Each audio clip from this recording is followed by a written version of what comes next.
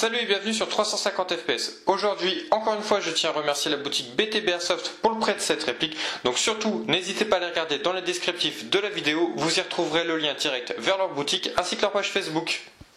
Et la réplique que je vais vous présenter aujourd'hui, c'est le Bolt B416B. Alors, pour ceux qui ne connaîtraient pas cette marque, Bolt, c'est une marque taïwanaise assez récente. On en entend parler depuis 2010 à 2011 et elle est spécialisée dans les AEG équipés d'un recul.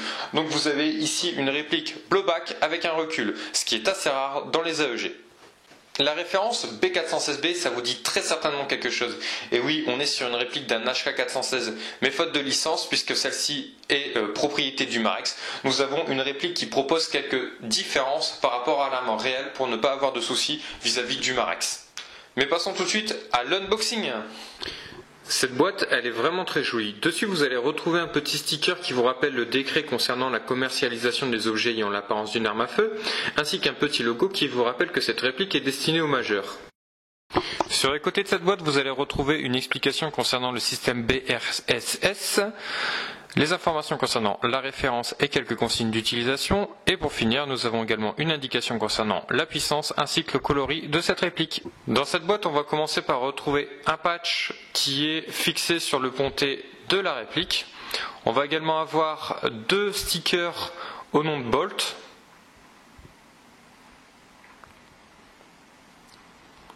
Un mode d'emploi entièrement en français et très bien détaillé.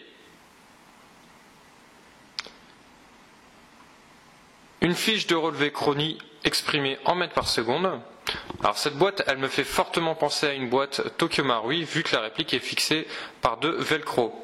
Le chargeur est un chargeur de type iCap de 300 billes. Et on va avoir un câblage de remplacement pour venir transformer la réplique en connectique avant. Et on n'a pas de billes ni de tige de débourrage. À présent, nous allons parler de la réplique. Alors, la réplique, la première fois que je l'ai eue sous les yeux, j'ai pensé à une réplique cheap tant la peinture est affreuse et juste digne d'une vieille M4 D-Boy. Le silencieux, quant à lui, c'est un silencieux de type Quick Detach, donc il va tout simplement suffire d'appuyer sur le petit bouton pour le visser et le dévisser du cache-flamme. Cependant, c'est un élément décoratif, il n'est pas fonctionnel car on est bien évidemment sur un AEG. Le cache-flamme, quant à lui, présente un important jeu dès sa sortie de boîte. Alors pour régler ce petit problème, on va simplement avoir à revisser cette petite vis à l'aide d'une clé Allen.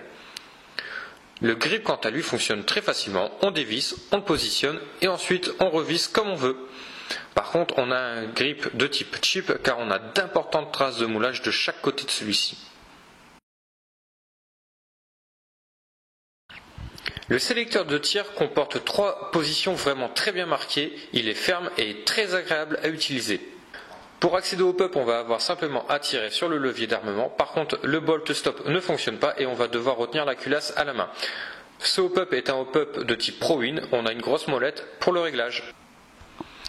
La crosse de type Veltor comporte 4 positions, pas trop de jeu latéral et il est très agréable de l'utiliser. Pour accéder au logement batterie, il va falloir tirer sur le talon de crosse et on viendra placer la batterie dans celui-ci. Petit conseil, vous ne pourrez placer que des batteries de faible capacité type LiPo 7,4 volts 1100 mAh. Et qu'est-ce que ça donne lorsqu'on utilise cette réplique? Eh bien on a un bon petit kick, mais ça reste un AEG, ça reste un EBBR. Et bien évidemment si on compare ça à un GBBR, on est bien inférieur. Mais c'est bien plus drôle à utiliser qu'un AEG standard. Et voici le passage chronie. Alors ce passage chronie il va être fait en deux fois. La première fois, je vais laisser le chronie réglé sur FPS, comme ça on saura tous à quoi s'attendre avec cette réplique. Et ensuite je vais passer en mètres par seconde pour vérifier les caractéristiques qui nous étaient fournies avec la réplique, puisque je vous rappelle qu'on avait un papier qui nous indiquait une sortie de canon pour 103 mètres secondes environ. Alors ce test il est également fait avec le chargeur iCap d'origine.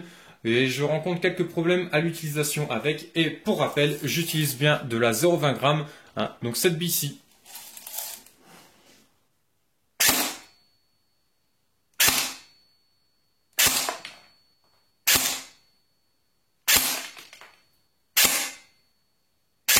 Voilà, au bout de 5 tirs, vous voyez, il n'y a plus de billes.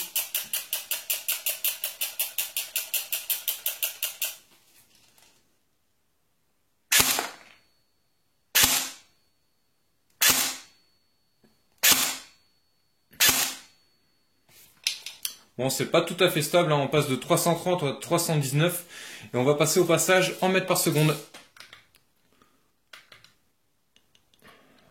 Hop. MPS. Et voilà.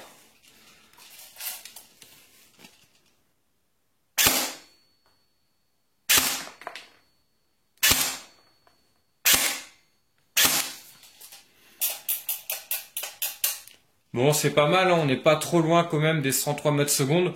Pour rappel, tous les chronies ne donnent pas forcément les mêmes indications, ça va dépendre de leur marque. Bon là, j'ai pas de gros soucis. La réplique, elle est totalement utilisable en sortie de boîte, donc il n'y a pas de souci avec ce côté-là de la réplique. On va voir ce que ça donne.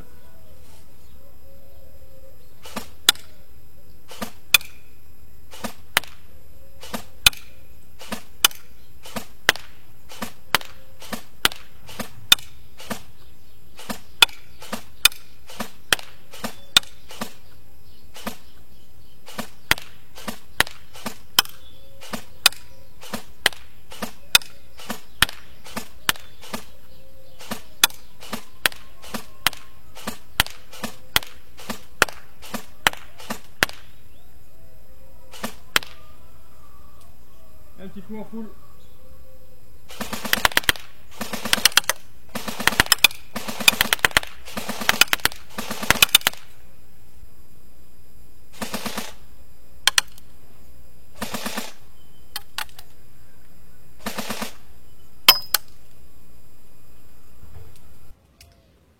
Au moins on a 50 mètres de portée, le groupement reste correct, hein. J'arrive à toucher la cible. Alors je rappelle que c'est 40 par 40, donc c'est quand même assez petit.